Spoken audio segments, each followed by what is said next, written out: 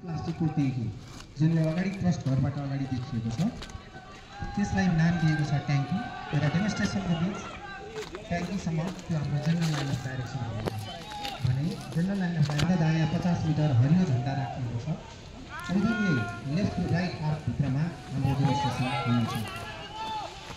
मानिएका तथा कल्पना गरिएको कुरामा अगाडि जहाँ हामी आगलागी भएको दृश्य देखिरहेका छौँ सोमा नवलपरासी बर्दघाट सुस्तपुर जिल्ला काउसती नगरपालिका महाराजा नमुना सामुदायिक वनको महाराजा मन्दिरमा आगलागी भइरहेको छ। यस इलाकालाई महाराजा नमुना सामुदायिक वन इलाका मानिएको छ। घाइतेको प्राथमिकता तथा अस्पताल पठाउने कारबाही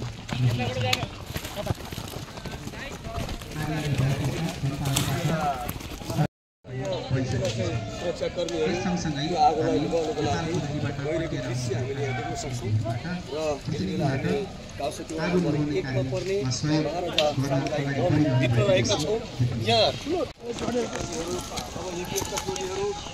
महाराजा नमुना सामुदायिक वनको महाराजा मन्दिरमा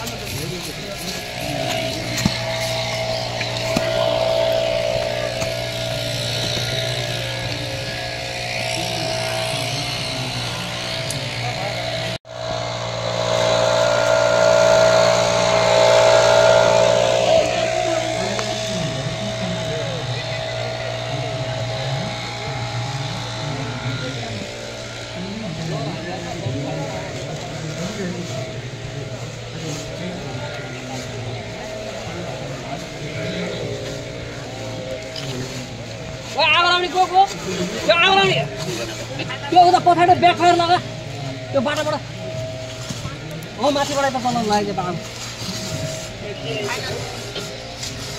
दौडेर जानु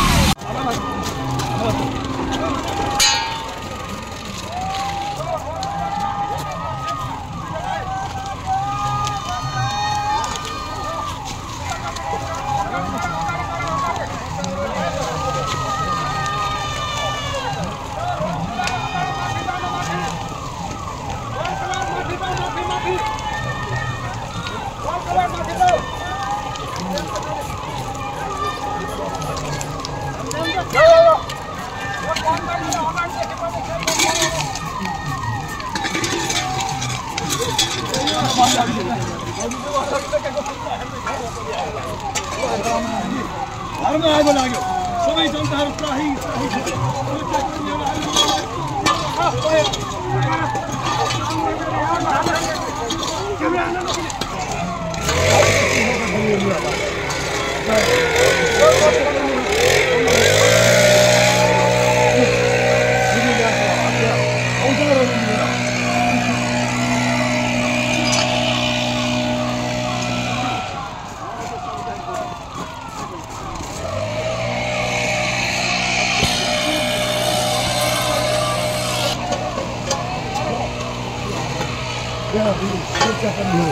त्यसै गरी सशस्त्र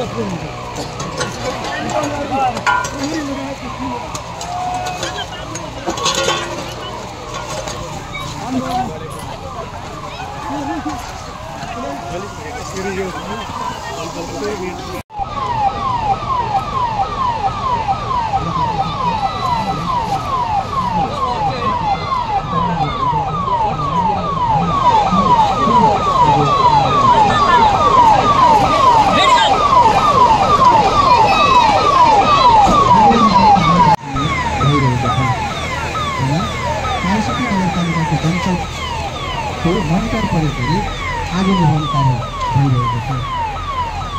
उद्धारकर्मीहरूले आधुनिक यन्त्र 100 पटकभन्दा बढी श्वास फेर्न सकिन्छ।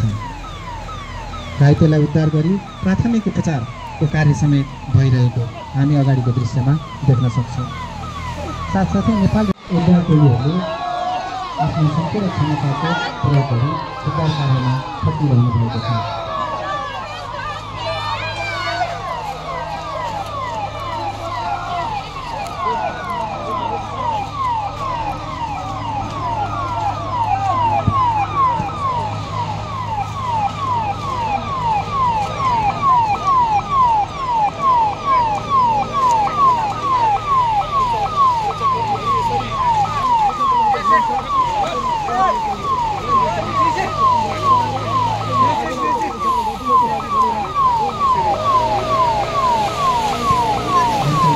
पानी बढा पानी घटा यस्ता इसारा गरी मोनिटरबाट पुनः पानी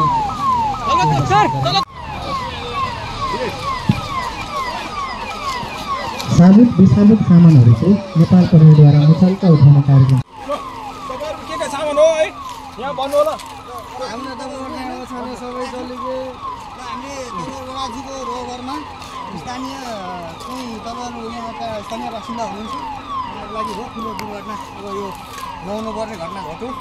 अब यसलाई न्यूनीकरण जति हामीले गर्न सक्यौँ अब त्यो जति हामीले रेस्क्यु गरेर यता ल्याएको छौँ यो सामान तपाईँहरूको कसको हो कृपया यो कसको छुट्याइदिनु होला। तपाईँहरूले चिन्नुहुन्छ होला यो चाहिँ छुट्याएर हामीले यहाँ मुसुल्का गर्छौँ कसको हो र हामी जिम्मा बुझाइदिन्छौँ है त।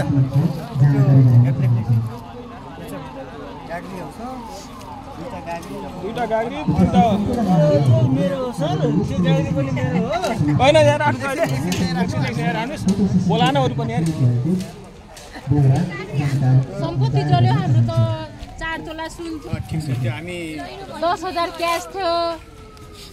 दुईटा बाख्रै जले सर मेरो त बाख्रा गाई बाछा सबै जले हाम्रो त। यो चाहिँ प्राकृतिक विनाश हो। यसमा कसैले चाहिँ यो पूर्वानुमान गरेर आउने होइन। ओड्ने बिछाउने लाउने लुगा कपडा समेत जले सबै।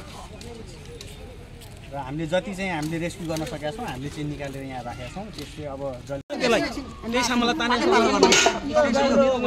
तपाईँ यताटी आउनुहोस् न। यो गाग्री हो ल भएन